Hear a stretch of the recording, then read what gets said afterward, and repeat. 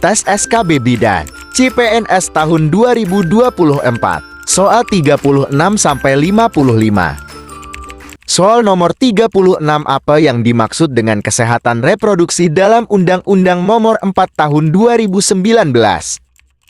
A. Kesehatan yang mencakup pelayanan kesehatan bagi pasangan usia subur. B. Kesehatan yang hanya mencakup perawatan ibu hamil.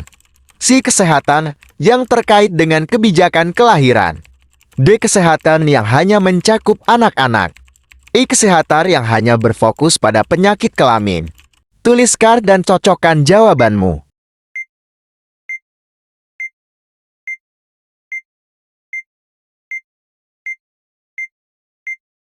Jawabannya adalah A. Kesehatan yang mencakup pelayanan kesehatan bagi pasangan usia subur. Undang-Undang Nomor 4 Tahun 2019 mencakup pelayanan kesehatan yang berkaitan dengan segala aspek fungsi dan kesehatan sistem reproduksi pada pria dan wanita, yang meliputi perawatan kesehatan bagi pasangan usia subur, perencanaan keluarga, pemeriksaan dan perawatan kesehatan seksual, serta pelayanan terkait dengan kehamilan, persalinan dan pemulihan pasca persalinan.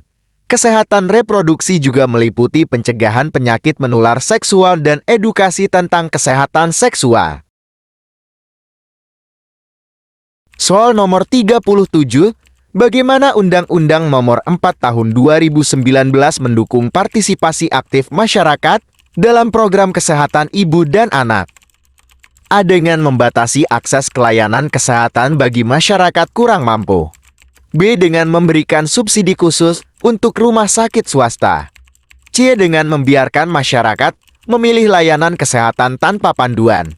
D. Dengan memberikan denda kepada masyarakat yang tidak mengikuti program. E. Dengan mengedukasi masyarakat tentang perawatan kesehatan melalui berbagai media. Tuliskan dan cocokkan jawabanmu.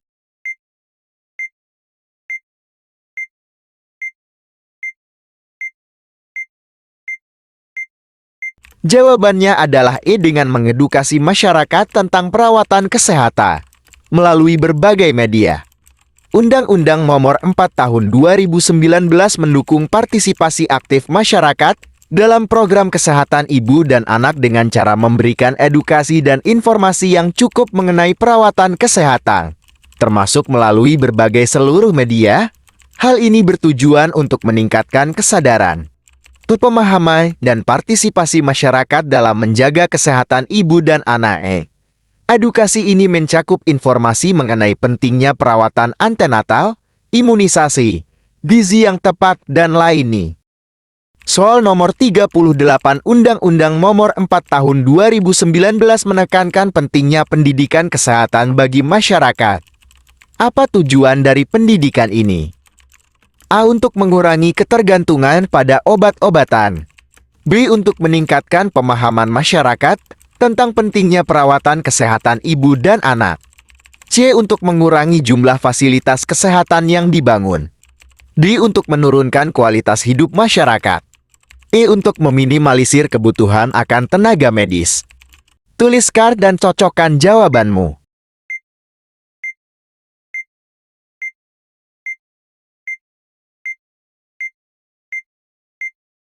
Jawabannya adalah B. Untuk meningkatkan pemahaman masyarakat tentang pentingnya perawatan kesehatan ibu dan anak. Pendidikan kesehatan dalam konteks ini berfokus pada peningkatan kesadaran dan pengetahuan masyarakat tentang pentingnya menjaga kesehatan, terutama dalam hal kesehatan ibu dan anak. Ini bertujuan untuk mencegah masalah kesehatan, memperbaiki kualitas hidup, dan memastikan masyarakat lebih proaktif dalam menjaga kesehatan. Soal nomor 39, salah satu indikator keberhasilan layanan kebidanan adalah A. Meningkatkan partisipasi masyarakat dalam program kesehatan. B. Adanya umpan balik positif dari pasien dan keluarga. C. Tingkat kepuasan pasien terhadap layanan yang diberikan. D. Penurunan angka kematian ibu dan bayi. E. Peningkatan akses masyarakat terhadap layanan kesehatan. Tuliskan dan cocokkan jawabanmu.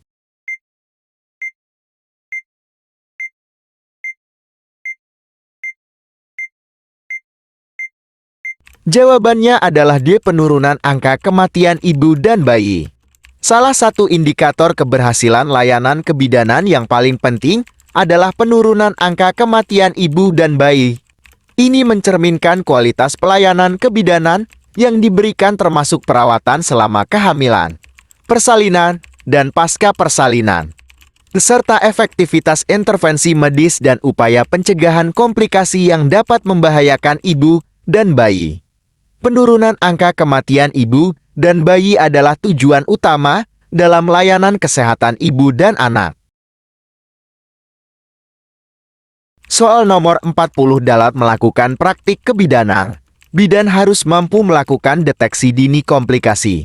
Kemampuan ini terutama berguna untuk A. Meningkatkan kualitas kesehatan ibu. B. Memberikan rujukan tepat waktu pada kasus darurat. C. Mengoptimalkan kondisi kesehatan bayi. D. Mengurangi resiko kematian ibu dan anak. E. Mengurangi angka komplikasi persalinan. Tuliskan dan cocokkan jawabanmu.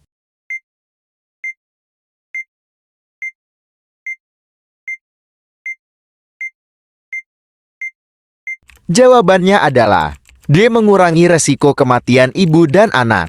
Deteksi dini komplikasi sangat penting untuk mengidentifikasi masalah sebelum menjadi lebih serius, yang dapat membantu mencegah kematian ibu dan anak selama proses kehamilan dan persalinan.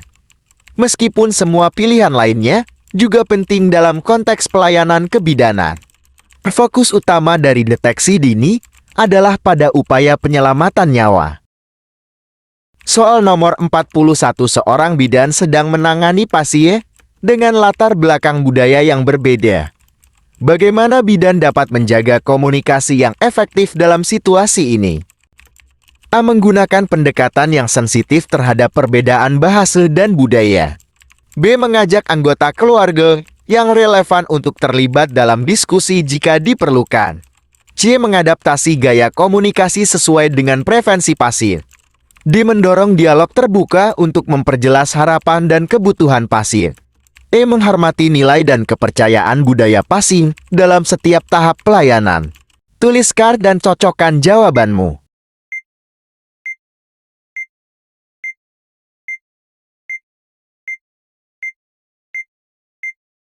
Jawabannya adalah E. Menghormati nilai dan kepercayaan budaya pasien dalam setiap tahap pelayanan. Menghormati nilai dan kepercayaan budaya pasien adalah dasar dari komunikasi yang efektif dan membangun hubungan yang baik. Soal nomor 42 dalam konseling tentang kesehatan reproduksi. Bidan perlu memastikan bahwa pasien benar-benar memahami informasi yang disampaikan. Teknik komunikasi yang paling tepat adalah A. Menggunakan analogi yang mudah dipahami pasien. B. Memberikan contoh situasi sehari-hari yang relevan dengan kesehatan reproduksi.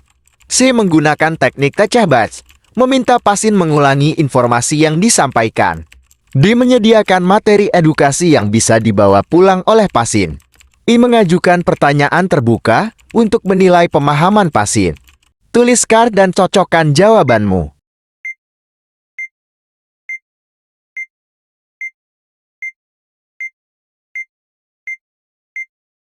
Jawabannya adalah C. Menggunakan teknik tecahbas, meminta pasien mengulangi informasi yang disampaikan. Teknik ini sangat efektif karena tidak hanya menguji pemahaman pasien, tetapi juga memberikan kesempatan bagi mereka untuk mengklarifikasi informasi yang mungkin belum mereka pahami. Soal nomor 43, seorang pasien hamil dengan komplikasi serius memerlukan rujukan ke rumah sakit. Keluarga pasien enggan menyetujui rujukan tersebut. Apa yang seharusnya dilakukan bidan?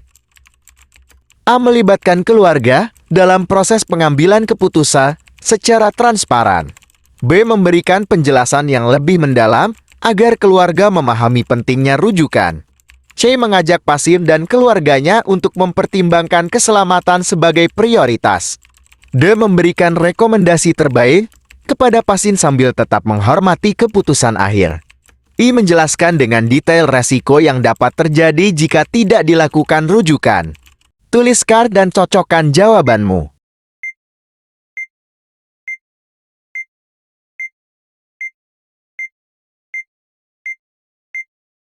Jawabannya adalah I. Menjelaskan dengan detail resiko yang dapat terjadi jika tidak dilakukan rujukan. Sangat penting untuk memberikan informasi yang jelas dan komprehensif mengenai konsekuensi yang mungkin timbul jika rujukan tidak dilakukan, agar keluarga dapat membuat keputusan yang lebih informasi. Setelah itu, melibatkan keluarga dan mendiskusikan opsi secara terbuka juga sangat penting.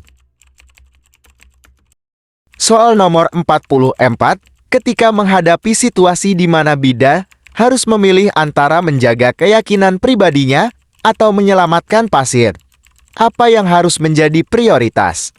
A. Berkolaborasi dengan tenaga medis lain untuk menjaga profesionalisme.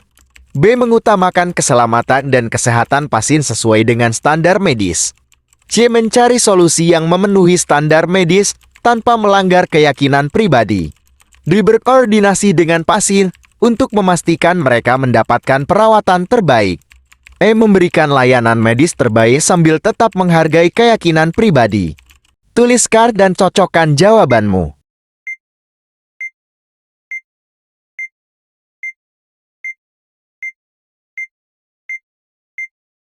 Jawabannya adalah B. Mengutamakan keselamatan dan kesehatan pasien sesuai dengan standar medis. Keselamatan dan kesehatan pasien adalah prinsip utama dalam praktik medis, dan keputusan yang diambil harus selalu berfokus pada kebutuhan pasien. Meskipun penting untuk menghargai keyakinan pribadi, keselamatan pasien tetap harus menjadi prioritas utama. Soal nomor 45, seorang bidan menemukan bahwa salah satu pasien memiliki riwayat kesehatan yang tidak didokumentasikan dengan benar. Apa langkah terbaik yang harus dilakukan bidan? A. Meninjau kembali prosedur pembuatan rekam medis untuk memastikan rekam medis diperbaharui. B. Memperbaharui rekam medis dengan segera dan menyampaikan temuan ini kepada tim medis. C. Memberikan perhatian lebih pada pasien untuk memastikan perawatan yang lebih akurat. D. Memberikan edukasi kepada pasien mengenai pentingnya informasi kesehatan yang lengkap. I. Berkoordinasi dengan tim medis lain untuk memastikan rekam medis diperbaharui. Tuliskan dan cocokkan jawabanmu.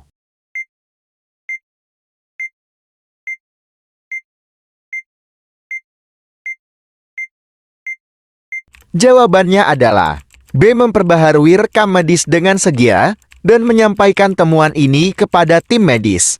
Memperbaharui rekam medis adalah penting untuk memastikan bahwa informasi yang akurat tersedia untuk perawatan pasien. Selain itu, menyampaikan temuan kepada tim medis juga membantu dalam menjaga transparansi dan akuntabilitas dalam praktik medis. Selain itu, langkah-langkah lain seperti edukasi pasien dan peninjauan prosedur juga dapat diambil untuk mencegah kesalahan di masa depan. Soal nomor 46, apa yang harus dilakukan oleh tenaga kesehatan agar dapat memberikan pelayanan yang sesuai dengan standar dalam Undang-Undang Nomor 4 Tahun 2019? A. Mematuhi prosedur medis yang sudah terstandarisasi dan terus meningkatkan kompetensi. B. Mengurangi jumlah pemeriksaan terhadap ibu hamil. C. Menggunakan obat-obatan tanpa resep medis. D. Mengutamakan biaya perawatan yang lebih murah. E. Mengabaikan pendapat pasien. Tuliskan dan cocokkan jawabanmu.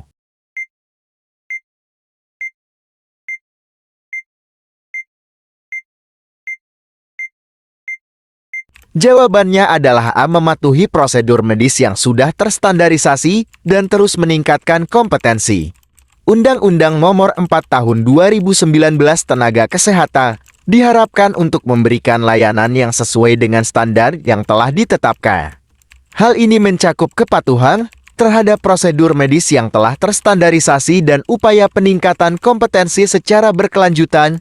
Dengan demikian, tenaga kesehatan dapat memberikan pelayanan yang aman, berkualitas, dan sesuai dengan kebutuhan pasien, khususnya ibu dan anak. Soal nomor 47 dalam Undang-Undang Nomor 4 Tahun 2019, apa yang menjadi tanggung jawab pemerintah daerah terkait kesejahteraan ibu dan anak. A. Menyediakan pelatihan khusus hanya untuk tenaga medis. B. Meningkatkan jumlah kelahiran di daerah tertentu. C. Mengatur harga obat-obatan untuk ibu dan anak. D. Menerapkan kebijakan yang berfokus pada pengurangan jumlah rumah sakit. E. Menyediakan fasilitas kesehatan yang terjangkau dan memadai di setiap daerah. Tuliskan dan cocokkan jawabanmu.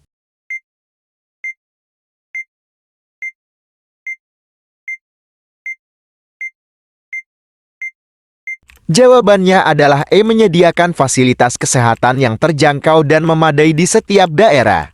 Undang-Undang Nomor 4 Tahun 2019, pemerintah daerah bertanggung jawab untuk memastikan ketersediaan fasilitas kesehatan yang terjangkau dan memadai bagi masyarakat, terutama dalam hal kesejahteraan ibu dan anak. Pemerintah daerah diharapkan dapat mendukung akses layanan kesehatan dengan menyediakan fasilitas yang layak, sehingga kebutuhan kesehatan ibu dan anak dapat terpenuhi di setiap daerah. Soal nomor 48, bagaimana Undang-Undang Nomor 4 Tahun 2019 mendefinisikan pencegahan dalam konteks kesehatan ibu dan anak? A. Dengan memberikan obat-obatan untuk setiap ibu hamil. B. Melalui program imunisasi, pemeriksaan antenatal, dan edukasi kesehatan kepada ibu dan keluarga. C. Menghindari penggunaan fasilitas kesehatan. D. Mengutamakan kelahiran rumah tanpa intervensi medis. E. Dengan hanya memberikan perawatan setelah kelahiran anak. Tuliskan dan cocokkan jawabanmu.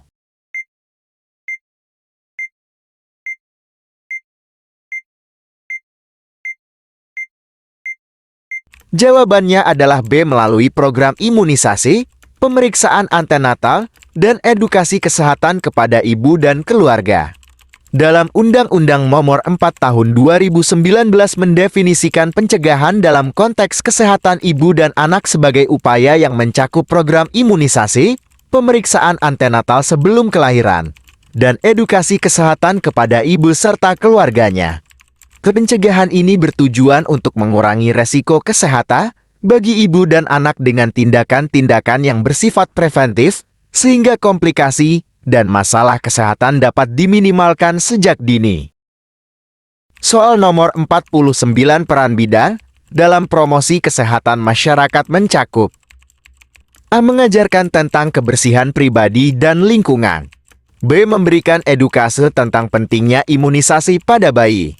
C. Mendukung program pemerintah dalam penurunan angka stunting.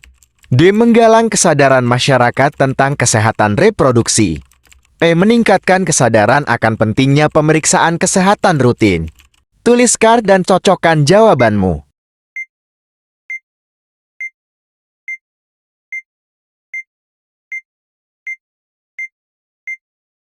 Jawabannya adalah D. Menggalang kesadaran masyarakat tentang kesehatan reproduksi. Meskipun semua pilihan lainnya juga merupakan bagian penting dari promosi kesehatan yang dapat dilakukan oleh bidan, menggalang kesadaran tentang kesehatan reproduksi adalah salah satu fokus untuk mereka. Ini mencakup edukasi tentang kesehatan ibu dan anak, beserta isu-isu yang berkaitan dengan kesehatan seksual dan reproduksi di masyarakat. Soal nomor 50, untuk meningkatkan pelayanan kesehatan, bidan berkolaborasi dengan tenaga kesehatan lain. Kolaborasi ini terutama bertujuan untuk: A. Mencegah resiko komplikasi pada persalinan. B. Mengoptimalkan layanan kebidanan melalui berbagai keahlian. C. Mendukung pengembangan layanan kesehatan primer. D. Menjamin pelayanan kesehatan komprehensif di komunitas. E. Menyediakan layanan kesehatan terpadu bagi ibu dan anak. Tuliskan dan cocokkan jawabanmu.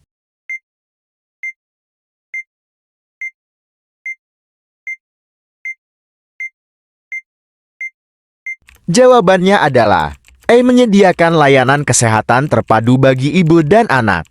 Kolaborasi ini penting untuk memastikan bahwa ibu dan anak mendapatkan layanan kesehatan dan mendukung kesejahteraan mereka secara menyeluruh. Meskipun semua opsi lainnya juga relevan, Fokus utama kolaborasi adalah pada penyediaan layanan yang komprehensif dan terpadu. Soal nomor 51, jika seorang bidan menghadapi situasi di mana pasien meminta tindakan medis yang tidak sesuai dengan keyakinan pribadinya, apa yang sebaiknya dilakukan? A. Merujuk pasien ke tenaga medis lain yang bisa memberikan pelayanan yang diminta. B. Menjaga profesionalisme dan mengutamakan keselamatan pasien.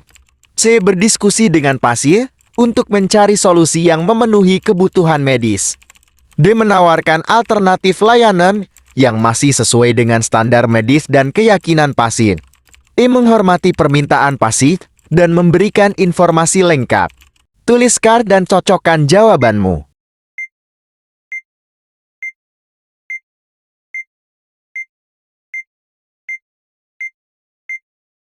Jawabannya adalah A. Merujuk pasien ke tenaga medis lain yang bisa memberikan pelayanan yang diminta. Merujuk pasien merupakan cara untuk menghormati keinginan dan keyakinan pasien sambil tetap menjaga profesionalisme dan etika. Hal ini juga memastikan bahwa pasien mendapatkan perawatan yang mereka butuhkan dari tenaga medis yang tersedia memberikan layanan tersebut. Soal nomor 52, seorang bidan ingin meningkatkan kualitas layanan di tempat kerjanya. Apa yang bisa dilakukan? A. Mencari umpan balik dari pasien untuk mengetahui area yang perlu diperbaiki. B. Berkolaborasi dengan rekan kerja untuk mengembangkan prosedur baru yang lebih efektif. C. Melakukan evaluasi berkala terhadap kualitas pelayanan yang diberikan. D. Mengajukan ide-ide inovatif untuk meningkatkan standar pelayanan kesehatan di klinik. E. Mengikuti pelatihan profesional untuk meningkatkan pengetahuan dan keterampilan. Tuliskan dan cocokkan jawabanmu.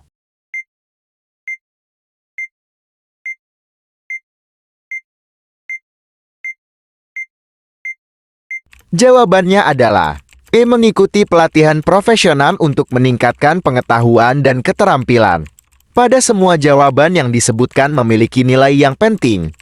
Mengikuti pelatihan akan memperbaharui pengetahuan dan keterampilan bidan, sementara mencari umpan balik. Berkolaborasi dengan rekan kerja. Melakukan evaluasi berkala dan mengajukan ide-ide inovatif juga merupakan langkah-langkah yang berkontribusi kepada peningkatan kualitas layanan secara keseluruhan. Idealnya, kombinasi semua langkah ini akan memberikan dampak yang besar. Soal nomor 53, seorang pasien menyampaikan keluhan terhadap pelayanan yang diberikan oleh bidan. Bagaimana seharusnya bidan menanggapi keluhan tersebut sesuai dengan kode etik? A. Menjelaskan situasi secara profesional sambil tetap menghargai pandangan pasien. B. Mengambil tindakan korektif yang perlu untuk meningkatkan layanan. C. Mengajak pasien berdiskusi lebih lanjut untuk menemukan solusi yang tepat. D. Memberikan jaminan kepada pasien bahwa keluhan tersebut akan ditindaklanjuti. I. Mendengarkan keluhan pasien dengan penuh empati. Tuliskan dan cocokkan jawabanmu.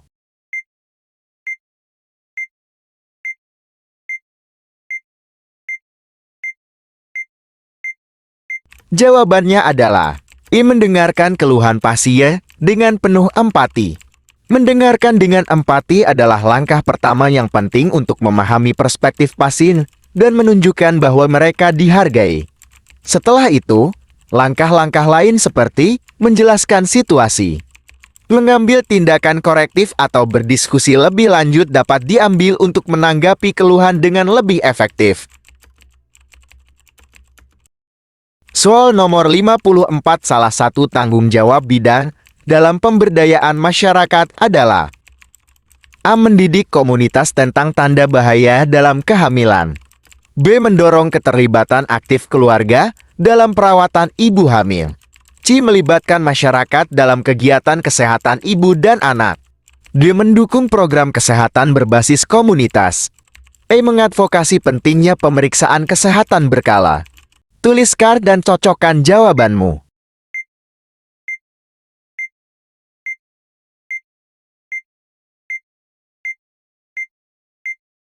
Jawabannya adalah C. Melibatkan masyarakat dalam kegiatan kesehatan ibu dan anak. Melibatkan masyarakat dalam kegiatan kesehatan adalah kunci untuk pemberdayaan, karena hal ini mendorong partisipasi aktif dan kepemilikan komunitas terhadap program kesehatan yang berkaitan dengan ibu dan anak. Dengan melibatkan masyarakat, bidan dapat meningkatkan kesadaran dan dukungan terhadap kesehatan reproduksi serta membangun kapasitas komunitas untuk mengelola kesehatan mereka sendiri.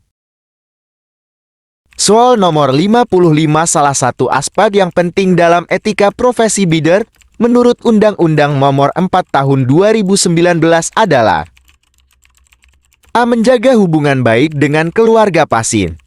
B. Meningkatkan keterlibatan pasien dalam perawatan. C. Mendorong interaksi yang ramah dalam layanan kebidanan. D. Mengedepankan keselamatan pasien sebagai prioritas utama.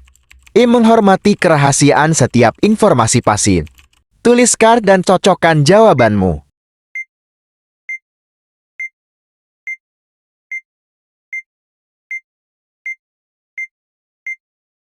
Jawabannya adalah D. Mengedepankan keselamatan pasien sebagai prioritas utama. Keselamatan pasien adalah prinsip dasar dalam etika medis dan pelayanan kesehatan, termasuk dalam praktik kebidanan. Mengedepankan keselamatan pasien memastikan bahwa semua tindakan yang dilakukan oleh bidan berfokus pada perlindungan dan kesejahteraan pasien.